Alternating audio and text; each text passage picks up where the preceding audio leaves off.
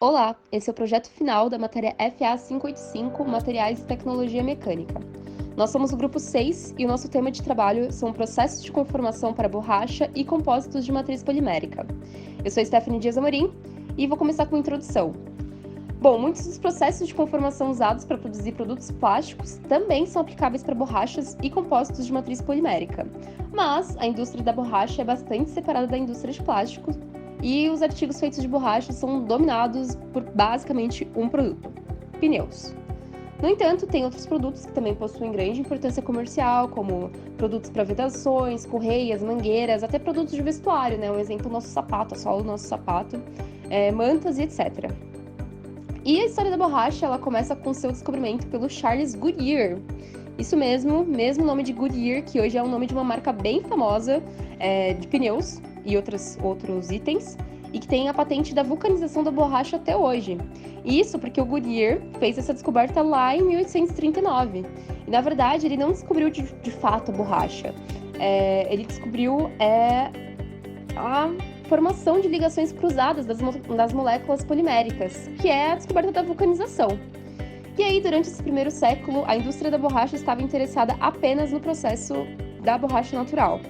Mas aí, durante a Primeira Guerra Mundial, a borracha sintética foi criada e foi aperfeiçoada na Segunda Guerra Mundial, sendo que, atualmente, a borracha sintética possui hoje uma produção 3 vezes maior do que a borracha natural. E agora, falando sobre o compósito de matriz polimérica, basicamente, esse é um material compósito formado por um polímero que envolve uma fase de reforço, tais como fibras ou partículas. A borracha de muitos pneus, por exemplo, de outros produtos, é na verdade um compósito de matriz polimérica, porque eles apresentam fuligem, ou negro de fumo, ou negro de carbono, na sua composição como uma fase de reforço, além de outros elementos, como o aço, por exemplo. E a importância comercial desse material se deriva do uso crescente, especialmente nos polímeros reforçados por fibras, que, por conta da sua resistência a peso, rigidez, peso, muito grandes, eles se tornam atrativos em aplicações na aviação, automobilística, naval e equipamentos esportivos. Bom, e agora adentrando de fato no processamento e conformação de borrachas, a produção de produtos de borracha pode ser dividida em 2 etapas básicas, que são, primeiro, a produção da própria borracha, e aí nisso a produção difere em função da borracha se natural ou sintética, e a segunda que é realmente o processamento da borracha em produtos acabados.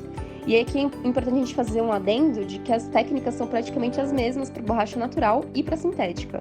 A diferença vai estar nos produtos químicos que a gente utiliza para fazer as ligações cruzadas, que é a vulcanização. Bom, agora falando da produção, a produção da borracha natural ela é extraída das seringueiras em forma de látex, que é uma dispersão coloidal de partículas sólidas do polímero poliisopreno em água. Ele está mostrado aqui como que é a cara desse polímero. E basicamente é esse poliisopreno que é a substância química que forma a borracha. Depois disso tem a mistura desse látex em grandes tanques, né, com a produção de várias árvores. Depois tem a diluição em água até cerca de metade da sua concentração natural. Quarta etapa, a adição de ácido para ter a coagulação desse látex. E aí depois a prensagem para a retirada da água desse coágulo e a formação de chapas. E depois acontece a secagem em estufa dessas chapas. Bom, e a produção da borracha sintética, ela geralmente feita a partir de petróleo, pelas mesmas técnicas de polimeração usadas para sintetizar outros polímeros. Entretanto, ela difere dos polímeros termoplásticos e termorrígidos, que são normalmente fornecidos ao processador como pellets ou como resinas líquidas, e sendo que as borrachas sintéticas são fornecidas aos processadores de borracha na forma de grandes fardos, e a indústria desenvolveu essa longa tradição de manusear a borracha natural nesses fardos.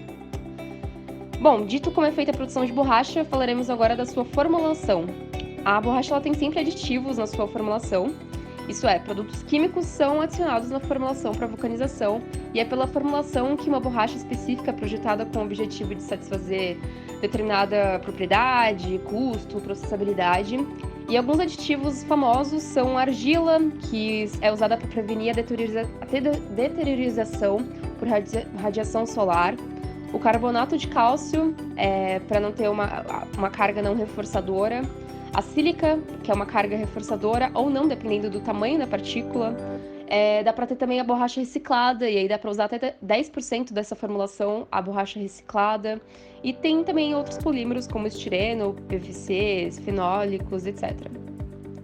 E aí, como os aditivos devem ser completamente misturados com a borracha para se obter uma dispersão uniforme dos componentes, falaremos agora da tecnologia mecânica envolvida nesse processo, que é o de mistura. Bom, como a mistura é um processo mecânico, a mesma aumenta a temperatura do produto. E a mistura é dividida em duas fases.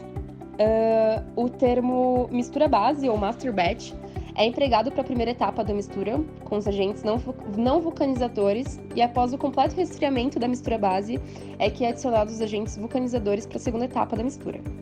E aí, o moinho de 2 cilindros e os misturadores internos, esse daqui da imagem específico é o misturador Bamburi, que são os equipamentos utilizados para essa mistura. Agora, falando sobre o moinho de 2 cilindros, que é esse daqui de cima, ele consiste em 2 cilindros paralelos, sustentados em uma estrutura de forma que podem ser aproximados para se obter a folga desejada.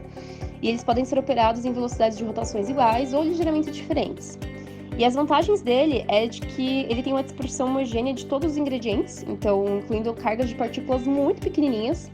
E uma desvantagem é que ele tem um longo ciclo de mistura. Já para o misturador interno, ele possui 2 rotores fechados dentro de uma carcaça, isso para esse misturador interno do tipo Bamburi. E os rotores, eles possuem lâminas, eles giram em direções opostas e em velocidades diferentes, então eles geram um padrão complexo de fluxo na mistura que está dentro desse misturador. E esse misturador, ele apresenta vantagens em relação ao misturador de 2 cilindros. E entre essas vantagens está o rendimento energético, que é maior. O tempo de ciclos é cerca de 10 vezes menor que o de 2 cilindros. Ele tem uma maior automatização, então ele reduz erros, tem uma melhora na uniformidade do composto. E ele, com a mesma capacidade de produção, utiliza-se de muito menos mão de obra, menos espaço de instalação e investimento. E, além de tudo, ele tem maior controle do pó suspenso no ambiente.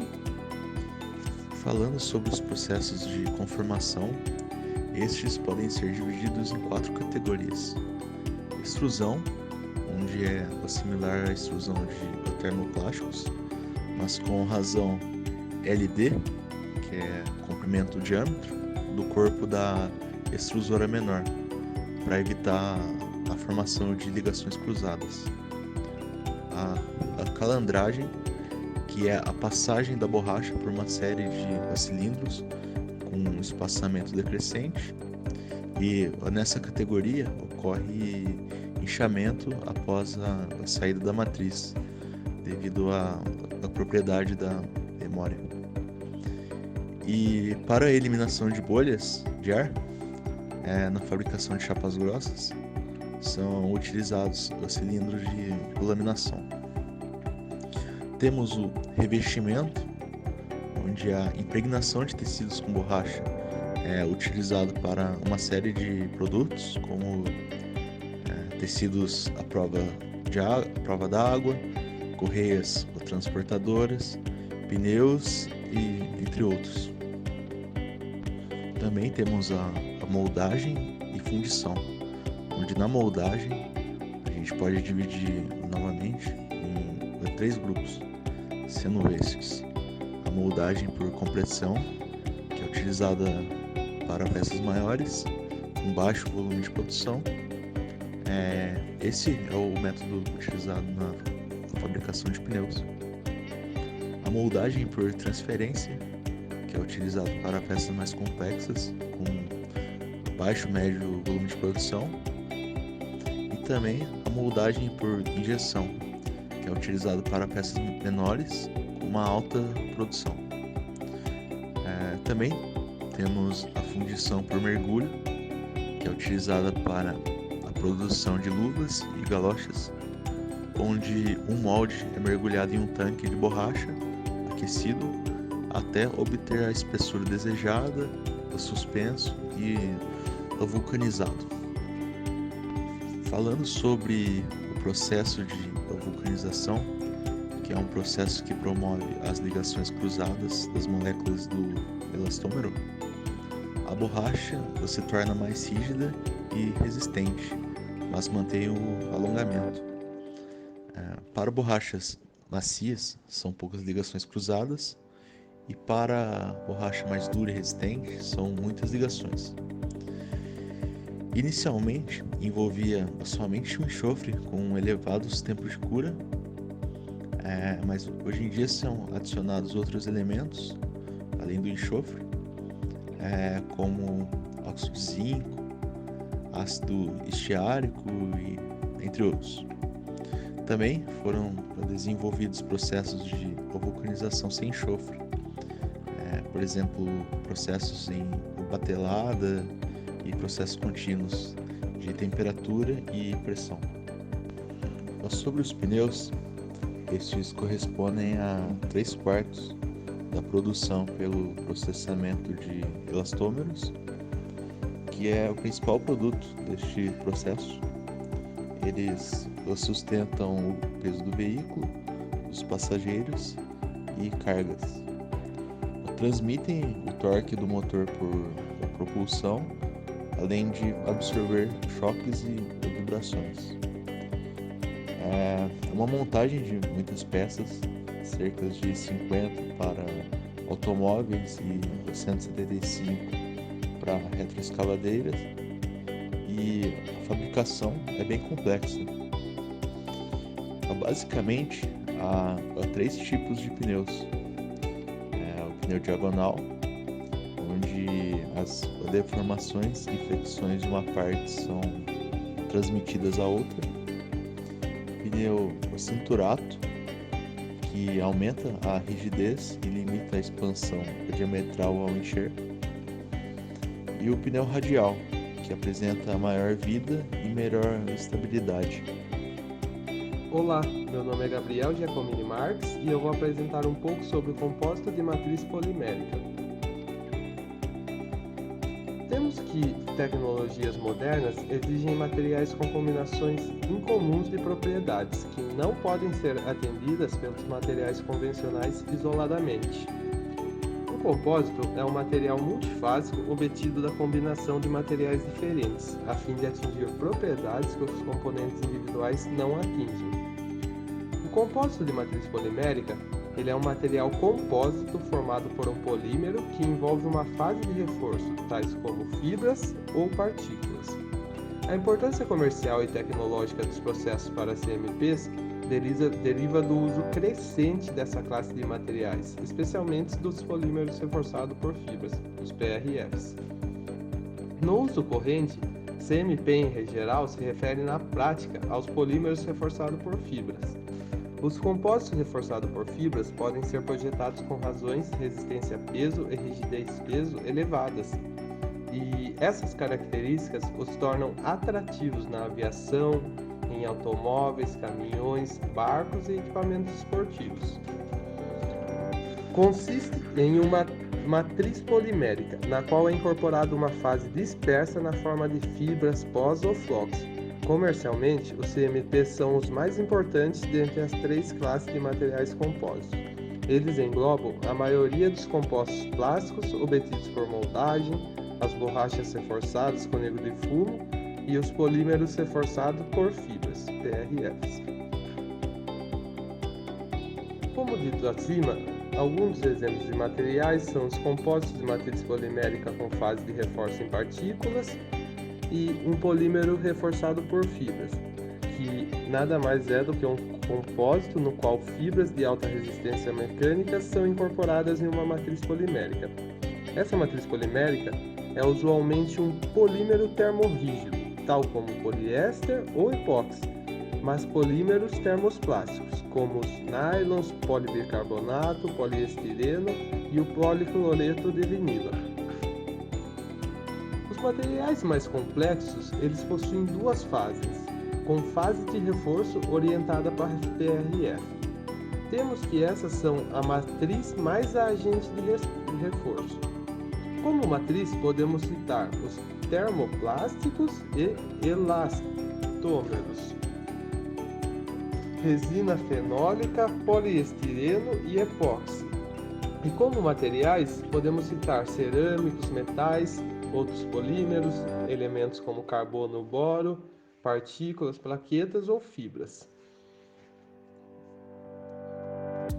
Como primeiro exemplo, vamos usar com a fibra de vidro, onde diâmetros da fibra são de 3 a 20 microns, utilizado geralmente para pisos industriais, recipientes para armazenamento e tubulações. Como segundo exemplo, agora vamos apresentar com fibra de carbono, que são usados geralmente para equipamentos esportivos, componentes estruturais de aeronave, hélices de helicóptero, entre outros. Como terceiro exemplo, podemos citar com fibra de aramida.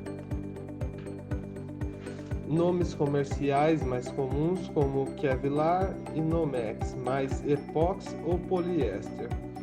Cordas, utilizado para a função de cordas, coletes, à prova de bala, carcaça de mísseis, substituição do amianto de freios, embreagens e gachetas, além de outras utilidades. Agora no sexto slide, podemos olhar uma tabela que eu achei muito interessante trazer, já que apresenta alguns conceitos como módulo de elasticidade, resistência à tração e força de impacto. Conceitos muito importantes e que, quando paramos para analisar na tabela, notamos que existe a comparação entre os produtos sem reforço e os produtos com reforço.